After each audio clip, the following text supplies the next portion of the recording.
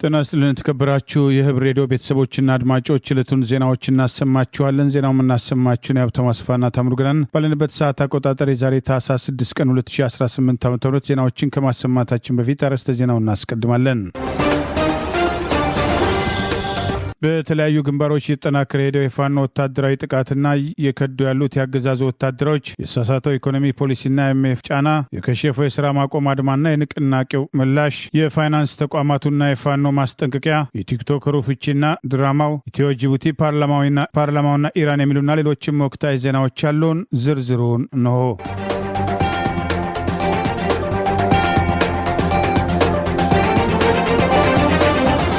የደጋው መብረቅ አህዶች በጥምረት በጠላት ኦራል ወታደራዊ ተሽከርካሪ ላይ የሰነዘሩትን ጥቃት ተከትሎ በርካታ የአገዛዙ ስልጣን አስጠባቂ ወታደሮች ሙትና ቁስለኛ በማድረግ ድል መቀዳጀቱን አስታወቀ። የአማራ ፋኖ ብሔራዊ ኃይል አፋባ ምኒልክ ዕዝ የደጋው መብረቅ ኮር ዛሬ ታህሳስ 6 ቀን 2018 ዓ.ም በኮሩ አንሻ ክፍለ ጦርና ቀኝ አዝማች ተበጀ ወርቁ ክፍለ ጦር ትላንት ጋሸና ላይ ከወሰዱት ወታደራዊ ጥቃትና ድል በተጨማሪ በጠላት ላይ ዛሬ ታህሳስ 6 ቀን 2018 ኦራል ወታደራዊ ተሽከርካሪ ላይ የሰነዘሩትን ጥቃት ተከትሎ ጠላትን ሙትና ቁስለኛ በማድረግ ድል መቀዳጀታቸውን ገልጿል። ዛሬ ታህሳስ 6 ቀን 2018 ከጠዋቱ 2 ሰዓት ተኩል ጀምሮ እስከ አመሻሽ 11 ሰዓት እልህ አስጨራሽ ፍልሚያ የተደረገ ሲሆን ሁለቱ ክፍለ ጦሮች በጠላት ሰራዊት ላይ በወሰዱት መራር እርምጃ አንድ ኦራል ወታደራዊ ተሽከርካሪ ሙሉ ሲወድም በ7 ፓትሮል ሙትና ቁስለኛ የብልጽግና ስልጣን አስጠባቂ ወራሪ ሰራዊት ሲያመላልሱ መዋላቸውንም ገልጿል። በመቄት ወረዳና በዋድላ ወረዳ እስከ ጋሸና ከተማ ሁለቱ ክፍለ ጦሮች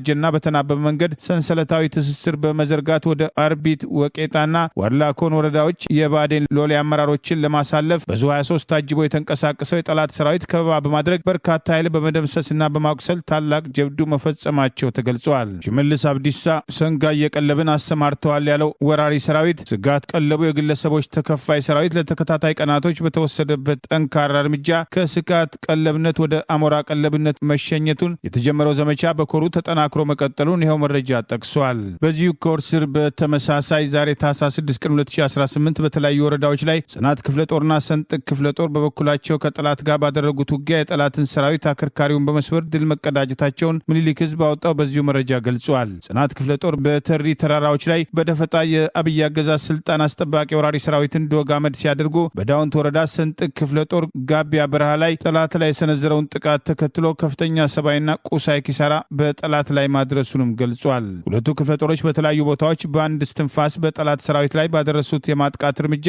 የአብይ አገዛዝ ስልጣን አስጠባቂ ወራሪ ሰራዊት ከተማረኩት ባሻገር በርካታ የጠላት ኃይል ሙትና ቁስለኛ መሆኑን አፋባ ምስራቅ አማራ ቀጠና ምኒልክ ዕዝ ባወጣው በዚሁ መረጃ ጠቅሷል። ይህ በእንዲህ እንዳለ ልጅ ኢያሱ ኮር 23ኛ ክፍለ ጦር አምባሰል ዙሪያ ተጋድሎ በማድረግ ድል መቀዳጀቱን ምኒልክ ዕዝ ባወጣው ተጨማሪ መረጃ ገልጿል። ምኒልክ ዕዝ ልጅ ኢያሱ ኮር 23ኛ ክፍለ ጦር ትላንት ታህሳስ 5 ቀን 2018 አምባሰል አባላት ተራራ ላይ ሰፍሮ በነበረው የጠላት ኃይል ላይ የሰነዘረውን ጥቃት ተከትሎ ድል መቀዳጀቱን አስታውቋል። ልጅ ኢያሱ ኮር 23ኛ ክፍለ ጦር ደቡብ ወሎ አምባሰል ጅጎዶ አባላት ተራራ ላይ ሰፍሮ የነበረው የብልጽግና ስልጣን አስጠባቂ ወራሪ ሰራዊት ላይ የሰነዘረውን ጥቃት ተከትሎ ብርቱ ፍልሚያ በማድረግ ድል መቀዳጀቱን አስታውቋል። ዛሬም በተመሳሳይ ታህሳስ 6 ቀን 2018 ዓ.ም የጥቃቱን አድማስ በማስፋት ውጊያው እንደቀጠለ ሲሆን አባላት ተራራና ግሸን ማርያም ገዳም መሽጎ በነበረው የአብይ አገዛዝ ስልጣን አስጠባቂ ወራሪ ሰራዊት ላይ ወደ ተለያየና ጥቁር አስፓልት ላይ ወርዶ እየተንቀሳቀሰ በነበረው የጠላት ኃይል ላይ 23ኛ ክፍለ ጦር መብረቃዊ ጥቃት በመክፈት ጠላትን ድባቅ መምታቱ ተገልጿል። የአፋባ ምስራቅ አማራ ቀጠና ምኒልክ ዕዝ ልጅ ኢያሱ ኮር 23ኛ ክፍለ ጦር ከደሴ ደላንታ የሚወስደውን ጥቁር አስፓልት በመዝጋት ውጊያ እያደረገች ሲሆን አሁንም እስከ ተሪ ያለውን ቀጠና በመሸፈን ዙፋን ጠባቂው ስልጣን አስጠባቂ ወራሪ ሰራዊት መውጫና መግቢያ በማሳጣት ኃይል እንዳይጨምር በማድረግ ቁጥሩ በውል ያልታወቀ ኃይል ሙትና ቁስለኛ ማድረግ መቻሉን ይኸው መረጃ ጠቅሷል። ዓለም አቀፉ የገንዘብ ተቋም በእንግሊዝኛው ምህጻረ ቃል IMF ኢትዮጵያም ተጨማሪ ጥልቅ ኢኮኖሚያዊ ለውጥ እንድታደርግም አሳሰበ። ለኢትዮጵያም ቀደም ሲል የ3.4 ቢሊዮን የአሜሪካን ዶላር የብድር ማስፋፊያ ይሁንታ በመስጠት የ261 ሚሊዮን ዶላር በቅርቡ የለቀቀው IMF ዋና ኃላፊውና በኢትዮጵያ ባለስልጣናት ጋር በቅርቡ በተደረገው ውይይት ላይ የተገኙት አልቬሮ ፔሬስ በቅርቡ በሰጡት አስተያየት ኢትዮጵያ ኢኮኖሚዋን ከመንግስታዊ ከጣልቃ ገብነት ነፃ ወይም ሊበራላይዜሽን ለማድረግም ጥብቅ የኢኮኖሚ ተሃድሶም ያስፈልጋታል። ለግል ንግዱ ማህበረሰብም የሚጫወተው ሚናም ነፃና አበረታች ሊሆን ይገባልም ብለዋል። ኢትዮጵያም ከውጪ ገንዘብ ወይም ፎሬን ኤክስቼንጅ ገበያ ጋር ያላትን ፖሊሲን በተመለከተም ጥልቅ ተሃድሶም እንዲካሄድ የጠየቀው አይኤምኤፍ በአበዳሪዎችም ጫና ምክንያት የኢትዮጵያ የብርና የውጪ ገንዘብ ወይም ንጽጽር በብሔራዊ ባንክ ውሳኔ መተግበሩም ቀርቶ በገበያ ይወሰን የሚለው ባለፈው ዓመት ጀምሮ ተግባራዊ የሆነው ፖሊሲን አውስቶታል። ኢትዮጵያ የተከተለችው የአገር በቀል ኢኮኖሚያዊ እድገት አጀንዳን በመልካም ጎኑ የተመለከተው ዓለም አቀፉ የገንዘብ ተቋም ይህ አይነቱ የኢኮኖሚ ስልት በማክሮ ኢኮኖሚ መረጋጋት በኢኮኖሚያዊ እድገትና ድህነትን በመቀነስ ረገድ የራሱ አዎንታዊ ፋይዳ አለው ብሏል። እንደ ኢትዮጵያ ሁሉ ለጎረቤትም ሶማሊያ የአዲስ የ30 ሚሊዮን የአሜሪካን ዶላር ብድር የለቀቀው ዓለም አቀፉ የገንዘብ ተቋም አይኤምኤፍ የሶማሊያ መንግስት የገንዘብ አጠቃቀምና የብድር ቁጥጥር ግልጽነት፣ ሙስናም ዙሪያም ጠንክሮ እንዲሰራም አሳስቧል። ለኢትዮጵያም ደጎስ ያለ ብድርና ድጋፍ የሰጡት አይኤምኤፍና ዓለም አቀፉ ባንክ ወይም ወርልድ ባንክ ኢትዮጵያ በኢኮኖሚዋም ተሃድሶ ላይ አጥብቃም እንድትሰራም ጫና በመፍጠራቸው በአብዛኛው ማህበረሰብ ዕለታዊ ኑሮ ገበያ ላይ ከፍተኛ መዋዠቅ ማስከተሉ የኑሮ ውድነቱም ሚሊዮኖችም የሚቆጠሩ በዝቅተኛ ኑሮ የሚኖሩ ሸማቾችም ምሬታቸውን እንዲገልጹ ማስገደዱ ይታወቃል።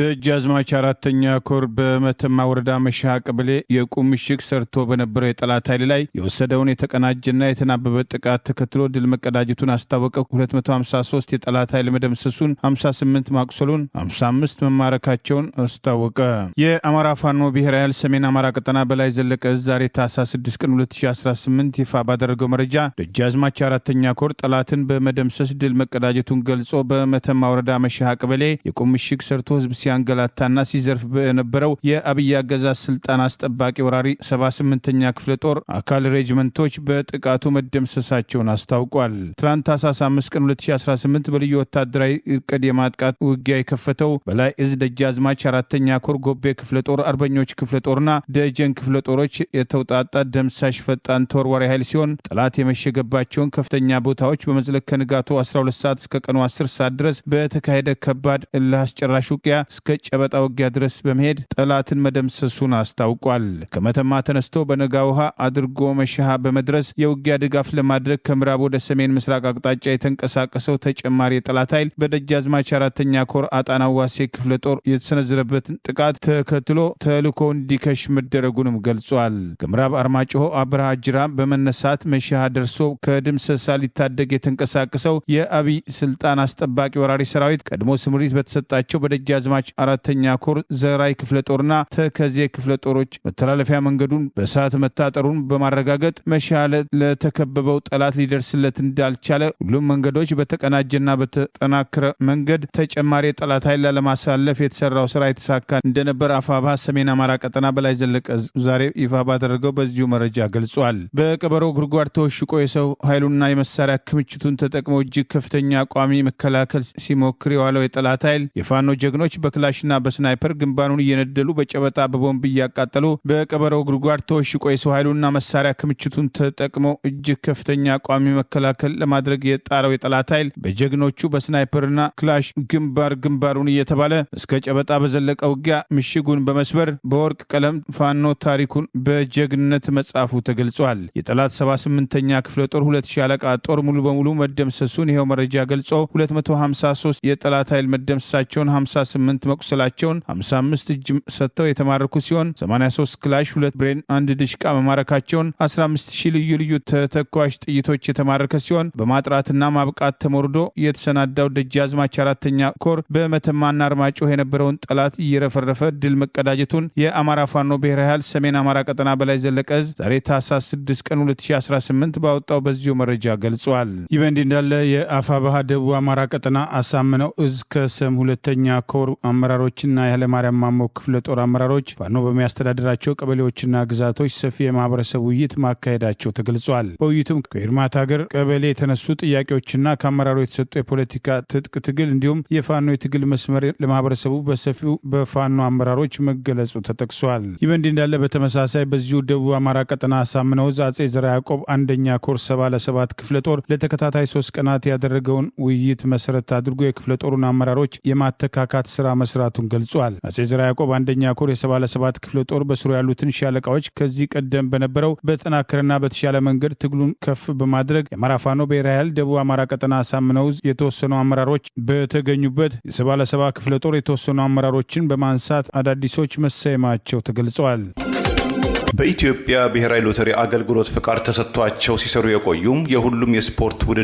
ውርርድ ድርጅቶች የስራ ፍቃዳቸው ከዛሬ ታህሳስ 6 2018 ዓ.ም ጀምሮ መሰረዙን የኢትዮጵያ ብሔራዊ ሎተሪ አገልግሎት አስታወቀ። የፍቃድ ስረዛው በውርርድና በፋይናንስ ዘርፉ ላይ በተካሄደ አገር አቀፍ ጥልቅ ግምገማ ላይ ተመስርቶም የሕዝብን ጥቅም ለማስከበር የተወሰደ እርምጃ መሆኑን የገለጸው አገልግሎቱ ውሳኔው በስራ ላይ ባሉትና ቀደም ሲል በፋይናንስ በታገዱ በሁሉም የውርርድ ድርጅቶች በእኩልነት ተፈጻሚ እንደሚሆን አስታውቋል። አገልግሎቱ በመግለጫው በሂደቱ ላይ ያለው ምርመራ በዘርፍ ውስጥ የተንሰራፋ ያለውን ህገወጥ አሰራር፣ የፍቃድ ውል ጥሰትና ለብሔራዊ ደህንነት ስጋት የሚሆኑ ህገወጥ የገንዘብ ዝውውሮችን እንዳሉ በግላጭም አመላካች ነው ብሏል። በዚህም የስፖርት ውርርድ ድርጅቶችና ሲስተም አቅራቢዎች ከዛሬ ጀምሮ በአካል በዲጂታል ወይም በሌላ መንገድ የሚካሄድ ማንኛውም የውርርድ ስራ ወዲያውኑ ማቋረጥ እንደሚጠበቅባቸው አስታውቋል። እንዲሁም ሁሉም የገንዘብ ማሰባሰቢያ መንገዶች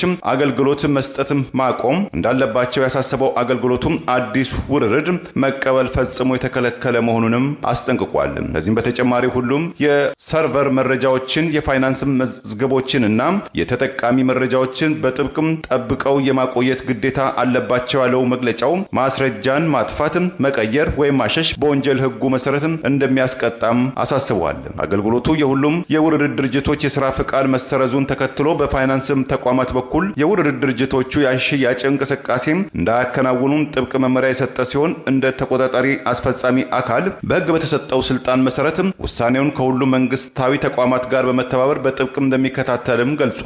መመሪያውንም የሚጥሱ ማንኛውም አካል በህግ ይጠየቃሉ ብሏል። በቅርቡ በኢትዮጵያ ብሔራዊ ሎተሪ አገልግሎት በብሔራዊ መረጃና ደህንነት ምርመራ ላይ በሚገኘው ከፍተኛ ምዝበራ ከቀረጥ ነጻ ማጭበርበርና ህገወጥ የገንዘብ ዝውውር እቅዶች ጋር በተያያዘ የሁለት የስፖርት ውርርድ ኩባንያዎች ፍቃድ ማገዱ ይታወሳል። አገልግሎቱም ባለፈው ህዳር 25 2018 ዓ.ም ባወጣው መግለጫ እግዱን የጣለው ከብሔራዊ መረጃ ደህንነት አገልግሎት ባገኘው መረጃ መሰረት መሆኑ መግለጹ አይዘነጋም። እግዱ አግባብ ባለው አዋጅ መሰረት መፈጸሙን የገለጸው የብሔራዊ ሎተሪ አገልግሎት የስፖርት ውርርድ ፍቃድ መመሪያ አንቀጾችን ጨምሮ ፍቃዱ የህዝብ ሰላምና የብሔራዊ ደህንነትን የሚያናጋ ወይም ማጭበርበርን በሚያካትት የወንጀል ድርጊት ላይ እንዲውል ከተደረገ ባለስልጣናት ፍቃዱን የመሻር ወይም የማገድ ስልጣን እንዳለውም አመልክቷል። የብሔራዊ መረጃና ደህንነት አገልግሎት ከ100 ቢሊዮን ብር በላይ የመንግስት ገቢ መዝብረዋል የተባሉ የውርርድ ኩባንያ ባለቤቶችና ተባባሪዎች መያዛቸውን ከገለጸ በኋላም ሲሆን አገልግሎቱ 24 ተቆጣጣሪዎችን በአሁኑ ወቅት በቁጥጥር ስር እንደሚገኙም አስታውቋል።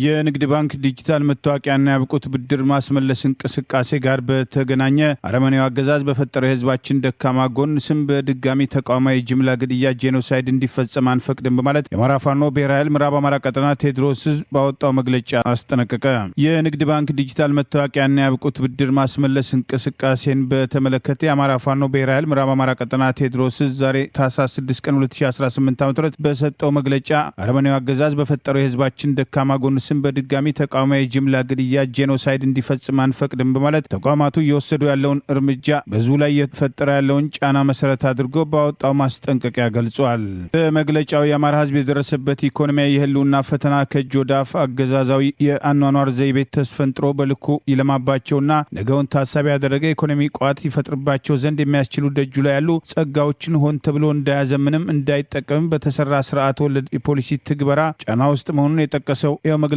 ከዚህ የኢኮኖሚ ስብራት ሊያወጡት የሚገባቸው አንድም በእያንዳንዱ ህዝባችን ቅሪት ሁሉንም በህዝባችን ባድማ ላይ የተቋቋሙ የኢኮኖሚ ተቋማት አፈጣጠራቸው አገዛዛዊ በመሆናቸውና ዓላማቸውም የአገዛዙን ስትራቴጂክ ግብ ለማሳካት እንደመሆኑ መጠን የአማራ ህዝብ ያገዛዙ ህገ መንግስታዊ ጠላት ተደርጎ የተሳለ ስትራቴጂካሊ እንዲጠፋ እየተደረገ ያለ ህዝብ በመሆኑ እስካሁን በኢትዮጵያ ምድር ላይ የተቋቋሙ የኢኮኖሚ ተቋማት ሁሉ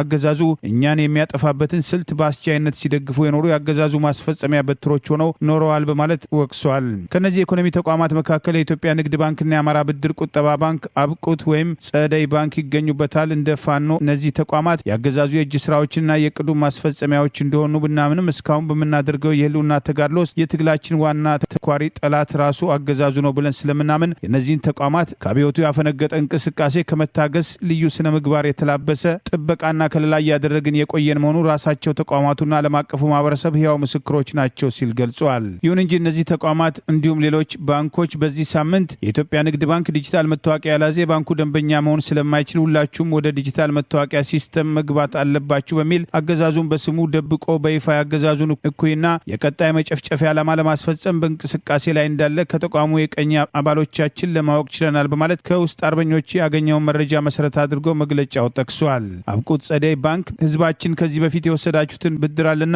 መልሱ በማለት ባረመኔው አብይ አህመድ ከማምረት ታግዶ 3 ዓመት የሞላውና በድሮን በመድፍና ታንክ መካከል ያመረታትን ሆን ተብሎ በቡድን መሳሪያ የተቃጠለበት ቤተሰቡን ያጎርስ ያለብስ አጥቶ ቆዝሞ የሚገኘውን ህዝባችን ተጨማሪ ሰቀቀን ይዞ በየደጁ ለመዞር በዝግጅት ላይ እንዳለ ከውስጥ አርበኞቻችን ለመርዳት ችለናል ሲል መግለጫው ጠቅሷል። በመሆኑም የኢትዮጵያ ንግድ ባንክም ሆነ አብቁት ጸደይ ባንክ እንዲሁም ይህንን ድርጊት ለመፈጸም በእንቅስቃሴ ላይ ያላችሁ መሰለ የኢኮኖሚ ተቋማትና ሁሉም ባንኮች ከዚህ ድርጊታችሁ በአስቸኳይ እንድታቆሙ እያሳሰብን በተዋረድ ለምትገኙ አመራሮችም ይህንን ድርጊት ማስፈጸም ፈጽሞ የተከለከለ መሆኑን እንገልጻለን ሲል ምዕራብ አማራ ቀጠና ቴዎድሮስ ህዝብ ባወጣው በዚሁ መግለጫ ጠቅሶ ለህዝቡም ባቀረበው ጥሪ መላው ህዝባችን ከእንዲህ አይነት እንቅስቃሴ ራሱን እንዲጠብቅ በዚሁ አጋጣሚ ማሳሰብ እንወዳለን። ሁሉም ባንኮችና የኢኮኖሚ ተቋማት ከዛሬ ጀምሮ ከዚህ ድርጊታችሁ የማትታቀቡ ከሆነ ማንኛውንም ተቋማዊ እርምጃ ለመውሰድ የምንገደድ መሆኑን በጥብቅ እናሳስባለን በማለት የአማራ ፋኖ ብሔራዊ ኃይል ምዕራብ አማራ ቀጠና ቴዎድሮስ ህዝብ ዛሬ ታህሳስ 6 ቀን 2018 ባወጣው በዚሁ መግለጫ አስጠንቅቋል።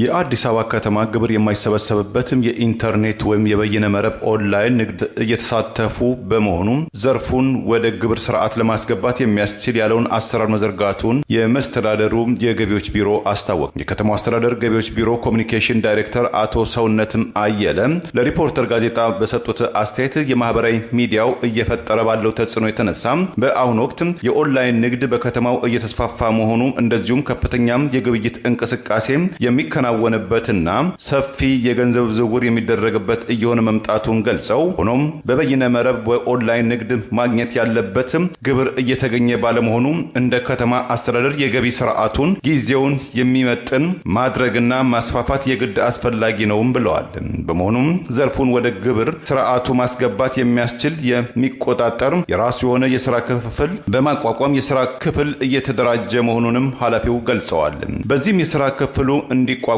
የአዲስ አበባ ከተማ አስተዳደር መፍቀዱንና የስራ ቅጥር በማውጣትም የሰው ኃይል የማሟላትም ስራ መጀመሩንም ኃላፊው ገልጸዋል። በማከልም ማንኛውም ንግድ ህጋዊና በደረሰኝ መሆን እንዳለበት የንግድ ህጉ፣ የታክስ አስተዳደር፣ የገቢ ግብር አዋጆችም የሚያስገድዱ ቢሆንም አፈጻጸሙ ላይ ሰፊ ክፍተቶች መኖራቸውን መሰብሰብ ያለበት የግብር ገቢ በአግባቡ እንዳይሰበሰብ ተጽዕኖ ሲፈጥር መቆየቱን አውስተው የመስተዳደሩ የገቢዎች ቢሮ በኦንላይን የሚከናወኑ ግብይቶችም እንደ ማንኛውም ምርቶችም ሽያጭ ንግድ ፈቃድም ሊወጣላቸውና ደረሰኝ ሊቆረጥላቸው እንደሚገባም ከቦታ ቦታ በሚዘዋወርበት ጊዜም ደረሰኝ መኖር እንዳለበትም ገልጸዋል። የኢትዮጵያ ጤና ባለሙያዎች መብት ለማስከበር ሲንቀሳቀስ የቆየው የንቅናቄው ቦርድ የጠራው የስራ ማቆም አድማ ዛሬ በጤና ባለሙያዎች ባለመደገፉ የስራ ማቆም አድማው እንዳልተሳካ ገለጸ። ከዚህ በኋላ የጤና ባለሙያዎችን መብት ለማስተባበር ኃላፊነት እንደማይወስድ ኃላፊነቱንም እንደሚያቆም አስታውቀዋል። የኢትዮጵያ ጤና ባለሙያዎች የደሞዝ የጥቅማ ጥቅምና የጤና ሽፋን ጥያቄ የህዝቡ ጤና ጭምር እንዲስተካከል የጤና ተቋማት በቂ ትኩረት እንዲያገኙ በቂ በጀት እንዲመደብላቸው የጠየቁትን ጨምሮ በአዲሱ የደሞዝ ጭማሪ መሰረት የትርፍ ሰዓት ክፍያ ጭምር እንዲካተት ይህ አለመደረጉን በመቃወም ለዛሬ ታህሳስ 6 ቀን 2018 ዓ.ም ጠርተውት የነበረው የስራ ማቆም አድማ በጤና ባለሙያዎች ተግባራዊ ባለመሆኑ የስራ ማቆም አድማው እንዳልተሳካ መረጃዎችን ሰብስበው ማረጋገጣቸውን ይፋ አድርገዋል። የኢትዮጵያ ጤና ባለሙያዎች ንቅናቄን ሲያስተባብሩ የነበሩ የቦርድ አባላት ከዛሬ ጀምሮ የጤና ባለሙያውን መብት በተመለከተ እያንዳንዱ ለመብቱ እስካልቆመ ድረስ ተግባራዊ ማድረግ እንደማይቻል በመግለጽ ኃላፊነታቸውን ማቆማቸውን አስታውቀዋል። ከተለያዩ ምንጮች የተገኙ መረጃዎች መሰረት ዛሬ ታህሳስ 6 ቀን 2018 በኢትዮጵያ የጤና ባለሙያዎች ዘንድ የተጠራው የስራ ማቆም አድማ እንደተጠበቀው መጠን አልተሳካም ተብሎ እየተገለጸ ነው። ይህ ውጤት መጀመሪያ በማህበራዊ ሚዲያና በማስታወቂያ መድረኮች ላይ የተገለጸው ጥሪ ከመሬት ላይ በእውነት የተፈጠረው ሁኔታ ጋር በግልጽ ልዩነት ስለነበር መሆኑን ያመለክታል። በማህበራዊ ሚዲያ የተገለጸው ጥሪ ሰፊ ድጋፍ እንዳለውና ብዙ የጤና ባለሙያዎች ስራቸውን እንደሚያቆሙ ተጠቅሷል። ነገር ግን በተግባር ብዙ የጤና ተቋማት አገልግሎታቸውን መስጠታቸው ተገልጿል። በአጠቃላይ ማህበራዊ ሚዲያ የተባለውና በመሬት ላይ የነበረ ሁኔታ የተለያዩ ስለነበር ዛሬ ታህሳስ 6 ቀን 2018 የስራ ማቆም አድማ እንደተጠበቀው ውጤት አላመጣም ተብሎ መገምገም ትክክል ነው በማለት በዚህ ወቅት ገልጸዋል። የጤና ባለሙያዎች የመብት ንቅናቄ የተሳካ የሚሆነው እያንዳንዱ የጤና ባለሙያ ለመብቱ በተናጠልና በጋራ አብሮ ሲቆም በመሆኑ የጤና ባለሙያዎችን መብት ለማስከበር የተደራጀ የኢትዮጵያ ጤና ባለሙያዎች ንቅናቄ የጠራውን የስራ ማቆም አድማ ተከትሎ ከዚህ ቀደም ለአንድ ወራት የተጠናከረ የስራ ማቆም አድማ ተደርጎ የነበረ ቢሆንም ከጤና ሚኒስቴር ጋር የተሰጡ ተስፋዎችን መሰረት በማድረግ ከአንድ ወር በኋላ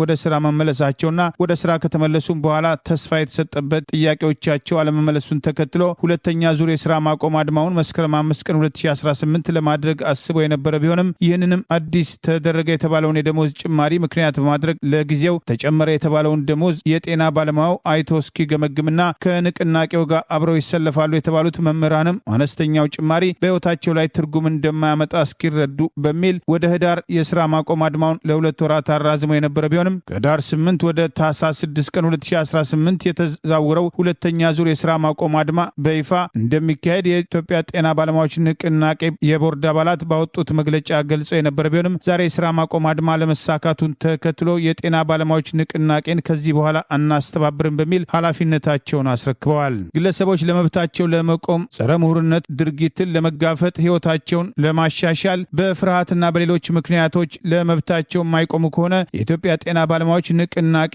ቦርድ ብቻውን ሊያመጣው የሚችለው ውጤት እንደሌለ በማስታወስ የጋራ ውጤት የሚመጣው ለመብት ሁሉም ለመቆም ሲዘጋጅ መሆኑን ጠቅሰው ኃላፊነታቸውን ለማስረከብ ምክንያት መሆኑን በሐዘን ገልጸዋል። ይህንን ውሳኔ ይፋ ስናደርግ ሐዘን ይሰማናል ያለው የኢትዮጵያ ጤና ባለሙያዎች ንቅናቄ ቦርድ ባወጣው መግለጫ ከዚህ በኋላ ከጤና ባለሙያዎች መብት ጋር በተገናኘ ትግል ውስጥ እንደማይሳተፍ እንደማያደራጅም አስታውቋል። የጤና ባለሙያዎች ንቅናቄ ለኢትዮጵያ ጤና ባለሙያዎች ባለፈው የመብት እንቅስቃሴ ስላደረጋችሁት አስተዋጽኦ ሁሉ እናመሰግናለን በማለት ከዛሬ ጀምሮ ንቅናቄው ኃላፊነት እንደሌለበት አስታውቆ ዛሬ ታህሳስ 6 ቀን 2018 ይፋ ባደረገው አጭር ማብራሪያ ገልጿል። ይህ በእንዲህ እንዳለ የኢትዮጵያ ጤና ባለሙያዎች ንቅናቄ የስራ ማቆም አድማ ከተጠራ በኋላ የጎንደር ዩኒቨርሲቲ 3ኛ ዓመት የቀዶ ጥገና ስፔሻሊስት ተማሪ የሆነው ዶክተር አቤኔዘር ጌታቸው አሟሟት አጠራጣሪ መሆኑና በርካታ የጤና ባለሙያዎች ያለ አንዳች ጠያቂ ህይወታቸው እያለፈ ጉዳዩ ተድበስብሶ እንዳይቀር የኢትዮጵያ ጤና ባለሙያዎች አስቀድመው ጥሪ አቅርበው የነበረ ሲሆን ዛሬ በጎንደር ዩኒቨርሲቲ ዶክተር አቤኔዘር ጌታቸውን በመዘከር የጤና ባለሙያዎች የሻማና የጸሎት ስነስርዓት ማካሄዳቸው የተገለጸ ሲሆን በዚያው በጎንደር ዩኒቨርሲቲ ሌላዋ ወጣት ዶክተር ህይወቷ አልፎ መገኘቱ ተጨማሪ ጥርጣሬ ፈጥሯል። ዶክተር ሜኖን በቅርቡ የተመረቀች ሲሆን ዛሬ በጎንደር ዩኒቨርሲቲ ህይወቷ ማለፉ በጎንደር ዩኒቨርሲቲ ውስጥ ምን እየተካሄደ ነው በሚል የኢትዮጵያ ጤና ባለሙያዎች በጥያቄ አስተያየቱን ሰጥቷል። የአፍሪካ ህብረት በቃላት ጦርነት ውስጥ የሚገኙትም ኢትዮጵያና ኤርትራም የዛሬ 25 ዓመት የተፈራረሙትን የሰላም ስምምነትን እንዲያከብሩ አሳሰበ። የቀይ ባህርና የቀጠናው ሰላም የሚወሰነውም በፍጹም መተማመንና በጋራ መተጋገዝ ላይ ነው ብሏል። የአፍሪካ ህብረት መንበሩን በአዲስ አበባ ከተማ ያደረገው ኢትዮጵያና ኤርትራን ጨምሮ 55 አባል ሀገራትን ያካተተው የአፍሪካ ህብረት በትላንትናው ዕለት ባወጣው መግለጫ እንደ ፈረንጆቹ አቆጣጠር በ1998 በድንበር ባኛል ጦርነት ሳቢያም ከ70 ሺህ በላይ ዜጎቻቸውን ያጡትም ኢትዮጵያና ኤርትራም ከደም አፋሳሹ የጦርነትም አባዜ ያወጣቸው እንደ ፈረንጆቹ አቆጣጠር በ2000 ኤሮፓ አቆጣጠር በአልጄሪያ ዋና ከተማ አልጀርስ የተካሄደው የሰላም ስምምነትን ተግባራዊ እንዲያደርጉ የህብረቱ ዋና ጸሐፊ መሐመድ አሊ ዮሱፍም አሳስበዋል። በኢትዮጵያና በኤርትራ መካከል የዛሬ 25 ዓመትም የተካሄደው ታሪካዊ ያሉትም የሰላም ስምምነትም ለሁለቱ እህትማማች ህዝቦችም ለጽናትም ለትብብርና ለብልጽግና ብልጽግና ወሳኝነት እንዳለው የገለጹት ዋና ጸሐፊው መሐመድ አሊ የሩብ ክፍለ ዘመን ያስቆጠረው የአልጀርሱ ስምምነትን ስናከብር ኢትዮጵያና ኤርትራ በአዲስ መልክ ለውይይት ለመልካምና ዘላቂ ጉርብትና ጠንክረው እንዲሰሩ ጥሪ አቅርበዋል። የአፍሪካ ህብረት በዚሁ መግለጫው የአፍሪካ ቀንድና የቀይ ባህር የቀጠናው ህዝቦች ደህንነታቸው የሚጸናው ዘላቂ ባለው በመተማመን ጥልቅ መተባበርና የጋራ ደህንነትም ጥበቃን ቸል ባለማለት እንደሆነም አጽንኦትም ሰጥቷል። በስተመጨረሻም ኢትዮጵያና ኤርትራ ወደፊት በቀጠናው የሰላም የአብሮነትና የወል መዳረሻ አንከር ለመሆን በሚያደርጉትም ጥረት ህብረቱ ከሁለቱም አገራትም ጎን እንደሚቆምም ቃል ገብቷል። ከድህረ የሰሜን ኢትዮጵያ ጦርነት ማግስት ኢትዮጵያ የባህር በር ተደራሽነት ጥያቄን ማንሳቷን ተከትሎ በአዲስ አበባና በአስመራ ገዦች መካከል የቃላትም ጦርነት በተስፋፋበት ወቅትና ወደ ቀጥተኛ አሊያም የእጅ አዙር ወይም ፕሮክሲ ጦርነት ውስጥ ሊገቡ ይችላል ተብሎ በብዙዎች ዘንድ በተሰጋበት በዚህ ወቅት የተባበሩት መንግስታት፣ የአውሮፓ ህብረት ኢትዮጵያና ኤርትራ የአልጀርሱን የሰላም ስምምነትን እንዲያከብሩ በተናጠል ጥሪ ማቅረባቸውን ሰሞኑን መዘገባችን ይታወሳል። ለወረራ የተሰማራ አብይ አገዛዝ ስልጣን አስጠባቂ ጦር የተጀመሩ የመንገድ ፕሮጀክቶችን እንዲቋረጡ ማድረጉን የአገዛዙ ስልጣን አስጠባቂ ወታደሮች ዛሬም ፋኖን መቀላቀላቸውን የአማራ ፋኖ ብሔራዊ ኃይል ምዕራብ አማራ ቀጠና ቴዎድሮስ ዕዝ አስታወቀ። አውዳሚው አማራ ጠል ስርዓት የተጀመሩ የመንገድ ፕሮጀክቶችን አቋርጧል። በምዕራብ ጎጃም ዞን ቋሪት ወረዳ የተጀመሩ የአስፓልት መንገድ ፕሮጀክቶች በአገዛዙ ሙሉ ለሙሉ መቋረጣቸውን የአማራ ፋኖ ብሔራዊ ኃይል ምዕራብ አማራ ቀጠና ቴዎድሮስ ዕዝ ዛሬ ታህሳስ 6 ቀን 2018 ይፋ ባደረገው መረጃ ገልጿል። በፌዴራል መንገዶች ባለስልጣን ይሁንታ የተጀመረው የጅጋ ቋሪት አርብ ገበያ ግሽ አባይ ቲሊሊ የአስፓልት መንገድ ፕሮጀክት በቋሪት ወረዳ ብልጽግና ሹማምንት አደናቃፊነት መቋረጡን አስታውቋል። የውስጥ መረጃዎቻችን እንዳሳወቁን ከሆነ መንገዱ የተቋረጠው የቋሪት ወረዳ ገቢዎች ጽሕፈት ቤት ፕሮጀክቱን ሊከፍል ከሚገባው የግዢና የሰራተኛ 2% ግብር በላይ ከ9 ሚሊዮን ብር በላይ ግብር በመጠየቁ ምክንያት መሆኑን የጠቀሰው መረጃ የጤና፣ የትምህርት፣ የግብርና፣ የማህበራት ሌሎችም ተቋማትን ዘርፎና አውድሞ እየጨረሰ ያለው የብልጽግና ስራ አሁን ደግሞ የህዝቡን አይን ይከፍታል ተብሎ ተስፋ የተጣለበትን የአስፓልት መንገድ ፕሮጀክት እንዲቋረጥ ማድረጉን ገልጿል። የአማራን ህይወትና የመልማት ተስፋ እየነጠቀ ያለው አረመኔው መዝባሪ በአብይ አህመድ የሚመራው የብልጽግና አገዛዝ ነባር የህዝብ ተቋማትን ሲያወድም መቆየቱ ያስታወሰው መረጃ አውዳሚው አማራ ጠል ስርዓት ለአንዴና ለመጨረሻ ጊዜ ላይመለስ እስካልተነቀለ ድረስ ህዝባችን የሚፈልገውን ልማትና ሰላም ማየት እንደማይችል ተገንዝቦ ትግሉን በነበረ ግለቱ ለማስቀጠል ይበልጥ መበርታት እንደሚያስፈልግ የቋሪት ወረዳ ጊዜያዊ የህዝብ አስተዳደር ማሳሰቡን የአማራ ፋኖ ብሔራዊ ኃይል ቴዎድሮስ ዕዝ የህዝብ ግንኙነት መምሪያ ዛሬ ታህሳስ 6 ቀን 2018 ባወጣው በዚሁ መረጃ ገልጿል። ይህ በእንዲህ እንዳለ በዚሁ ቀጠና የአረመኔው ስልጣን አስጠባቂ ሰራዊት አባላት በቡድን ፋኖን መቀላቀላቸውን ገልጿል። አገዛዙ የሚነዛውን ተራ ፕሮፓጋንዳ 4 ክላሾች ከያዙ ግለሰቦች ጋር የሰላም ስምምነት አድርጌያለሁ ብሎ ፕሮፓጋንዳ በሚነዛበት በዚህ ወቅት ውሸት ከሞት የማያድናቸው መሆኑን የተገነዘበው የአገዛዙ ስልጣን አስጠባቂ ወታደሮች እየከዱ ፋኖን መቀላቀላቸው መቀጠሉን አስታውቋል። ጃሌ ቤዛው እናውጋ ላቀ የአድማ ብተና አባልና ማስረሻ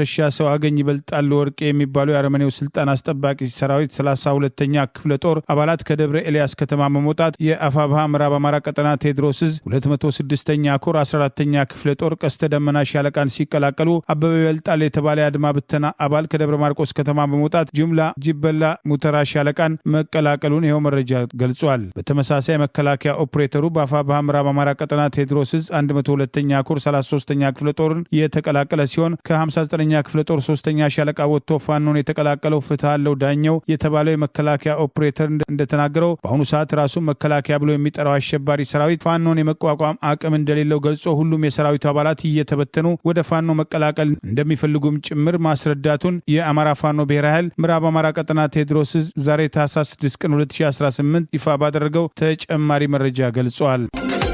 የኢትዮጵያ የወጪና የገቢ ምርቶች ዋነኛ መተላለፊያ የሆነችው ጅቡቲም አዲስ ያወጣችው መመሪያም ኢትዮጵያን የትራንስፖርት ኦፕሬተሮችን ከአጣብቅኝ ውስጥ መክተቱም ተሰማ። መፍትሄውም በመንግስትም ጣልቃ ገብነት ብቻ ነውም ተብሏል። ካፒታል የእንግሊዝኛው ንግድ ተኮር ጋዜጣም የቅርብ ምንጮቹን ጠቅሶ እንደዘገበው የጅቡቲ የወደቦችና የነጻም ዞን ባለስልጣን በቅርቡ ህጋዊ የኢትዮጵያ የትራንስፖርት ኦፕሬተሮችን በግዛቱ ውስጥ እንዳይንቀሳቀሱ ማገዱ፣ ይህም የኢትዮጵያ ሎጂስቲክ ሎጂስቲክም አገልግሎትን ከመንግስትም ጫናም ነጻም ወይም ሊበራላይዜሽን ከተወሰደው ፖሊሲ ጋር የሚቃረን በመሆኑም ችግሩ አገር አቀፍም ቀውስም ሊያስከትል ይችላል የሚል ስጋትም በግልና የህዝብ ተቋማት መካከል በስፋት እያስተጋባ ይገኛልም ብለዋል። ካለፈው መጋቢት ወይም ከፈረንጆቹ ማርች 2024 ወር የኢትዮጵያ የማሪታይም ባለስልጣን ለመንግስታዊው በኢትዮጵያ የሺፒንግ ኤንድ ሎጂስቲክ አገልግሎት በብቸኝነት የተያዘውን የትራንስፖርት ኦፕሬሽን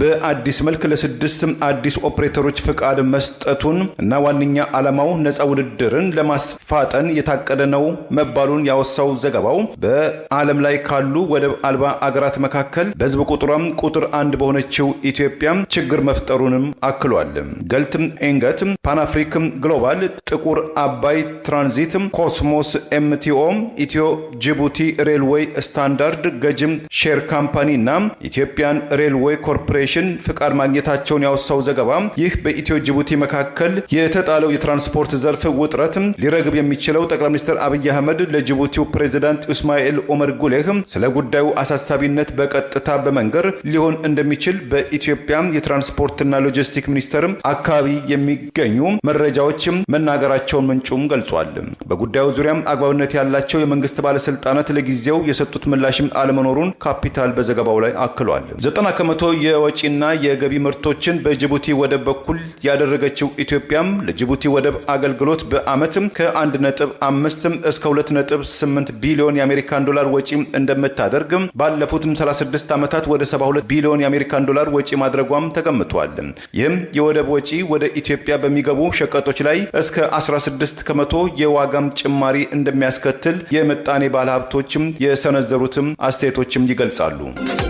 የአገዛዙ ፌዴራል ፖሊስ ሰሞኑን በዘመቻ ካሰራቸው ቲክቶከሮች መካከል በተደጋጋሚ እንዲፈታ ጥያቄ ሲቀርብለት የነበረው አዶናይ ዛሬ ተፈቶ ከቤተሰቦቹ ጋር መቀላቀሉ በማህበራዊ ሚዲያ የወጣው መረጃ ገልጿል። የአገዛዙ ማህበራዊ ሚዲያ ፈቀላጤዎች አባገዳዎች በአማላጅነት አዶናይን ለማስፈታት ዛሬ ጉዞ መጀመራቸውን ከተናገሩ ከሰዓታት በኋላ የተፈታው አዶናይን በተመለከተ የአባገዳዎች ተሳትፎ የተባለው ጥያቄ ማስነሳት ጀምረዋል። የፌዴራል ፖሊስ በአገሪቱ ዜጎች ማንነታቸውን ሃይማኖታቸው ተለይተው ሲደበደቡና ሲገደሉ ማንነት ተኮር ጥቃቶችና ማሳደዶች በየቦታው የሚደረጉ እገታዎችና ግድያዎች በተስፋፉበት ሁኔታ ፈጥኖ እርምጃ ባይወስድም ሰሞኑን በዘመቻ አሰርኳቸው ካላቸው ቲክቶከሮች መካከል አዶናይ ብርሃነ ኃይለ ሚካኤል በቲክቶክ ሰፊ ተቀባይነት ያገኘውና የቲክቶክ ዓመታዊ ሽልማትን በተለያዩ ዘርፎች ያሸነፈው መኪና ጭምር የተሸለመው አዶናይ ብርሃነ ሀብተ ሚካኤልን ያሰርኩት ቀደም ሲል ህገወጥ አለባበስ አድርገዋል፣ የህብረተሰቡን ባህል የማይመጥን ድርጊት ፈጽመዋል ብሎ ካሰራቸው ቲክቶከሮች ጋር ማሰሩን ከ4 ቀናት በፊት ታህሳስ 1 ቀን 2018 ይፋ ያደረገ ሲሆን ዛሬ ፌዴራል ፖሊስ በዋስ ፈቶት ከቤተሰቦቹ ጋር የተቀላቀለው አዶናይ በአባገዳዎች ሽምግልና ተፈታ የሚለው የአገዛዙ ካድሬዎች ዘመቻና በስፍራውም የታዩ አባገዳዎች ሁኔታ አገዛዙ ሊናገር የፈለገው ምንድን ነው የሚሉ ጥያቄዎች አስነስተዋል። የአዶናይ ቤተሰቦች እንደታሰረ በካናዳ ዜግነቱ የደረሰበትን እስር አስታከው ለካናዳ ኤምባሲ አሳውቀው የነበረ ሲሆን ኤምባሲው ጠበቃ ቆሞ ፍርድ ቤት ሲቀርብ ጉዳዩን ለመከታተል ማሰቡን የሚጠቅሱ መረጃዎች ይወጡ ባሉበት ዛሬ በአባገዳዎች ሽምግልና ከሌሎቹ ቲክቶከሮች ተለይቶ ተፈታ የተባለው አዶናይ እስሩ ከሌሎች ቲክቶከሮች ጋር በተገናኘ መሆኑ የጠቀሰው ፖሊስ ፍቺውን አስታኮ የሰጠው መረጃ ባይኖርም የአዶናይ ካሜራማንን ጨምሮ ሌሎቹ ቲክቶከሮች አለመፈታታቸው ታውቋል። አባገዳዎች በኦሮሚያ ክልል ዜጎች ማንነታቸውና ሃይማኖታቸው ሳቢያ ሲገደሉ ለመሆኑ ለሽምግልና የተነበሩ አዛውንቱ ጋዜጠኛና የታሪክ ተመራማሪ አቶ ታዲዮስ ታንቱ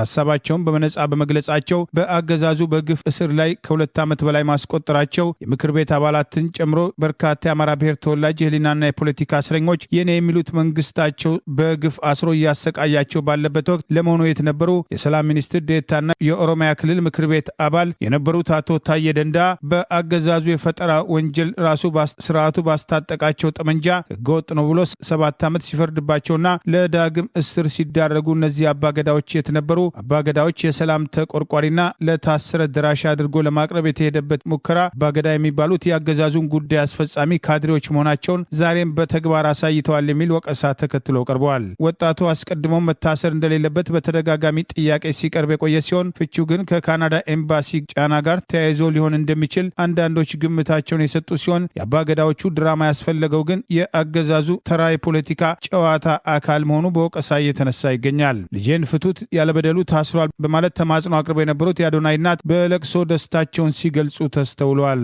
ለህገ ወጥ አለባበስ ተቆርቋሪ ነኝ በሚል ቲክቶከሮችን አፍሶ ያሰረው አገዛዝ ዋና ዓላማ የፖለቲካ አጀንዳው አስፈጻሚ ለማድረግና በህዝቡ ላይ እየደረሰ ያለውን ግፍ ተከትሎ ዝምታ እንዲመርጡ ጫና ለማድረግ መሆኑ ተደጋግሞ ሲጠቀስ ቆይቷል። ለዚህ እንደ ማሳያ የሚሆነው የአዲስ አበባ ሰላምና ጸጥታ ቢሮ የተባለው እነ አዶናይ ከታሰሩ በኋላ ሌሎች ቲክቶከሮችን በመሰብሰብ ውይይት ያደረገ ሲሆን የአዲስ አበባ ሰላምና ጸጥታ የተባለው የአዲስ አበባ ህዝብን ለማፈን የተቋቋመ የአገዛዙ የጸጥታ ተቋም አካል ሲሆን ስርዓቱ በቲክቶከሮች ላይ እየወሰደ ያለው እርምጃ በሌሎች ሀገራት በማህበራዊ ሚዲያ አስተባባሪነት የተነሱ ያሉ ተቃውሞዎችን አስቀድሞ ለመግታት ስጋት ላይ በመውደቅና አብይ አህመድ ለገዢው ብልጽግና ፓርቲ ስልጠና በሰጠበት ወቅት አዶናይ በተሸለመበት የቲክቶክ ሽልማት ስነ ስርዓትን በ10 ሺዎች የሚቆጠሩት መከታተልና በተቃራኒው የአብይ አህመድን ስብሰባ የራሱ ፓርቲ አባላት ጭምር አለመከታተላቸው በንጽጽር ሲቀርብ የነበረበትን ሁኔታ በማስታወስ አገዛዙ ቲክቶከሮቹን የፖለቲካ አጀንዳው ለማሻሻጥ ለማዋል አስቦ የወሰደው የስር እርምጃ መሆኑን በአጽንኦት ሲገልጹ ቆይተዋል።